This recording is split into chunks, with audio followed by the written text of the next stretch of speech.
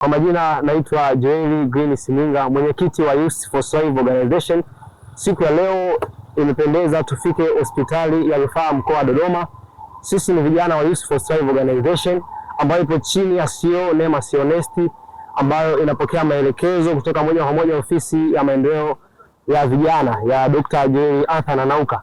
Siku ya leo imependeza tuweze kufika katika hospitali hii ya mkoa wa Dodoma ili kuweza kupanda miti, maana ni taasisi ambayo inashughulika na utunzaji wa mazingira, upandaji miti, lakini pia inajifunza mambo ya uongozi. Kwa hiyo tumefika siku ya leo ili tuweze kutunza mazingira mahali hapa, kwa sababu watu wanafika kuhudumiwa hapa. Kwa hiyo tumechangia uwepo wa oxygen mahali hapa.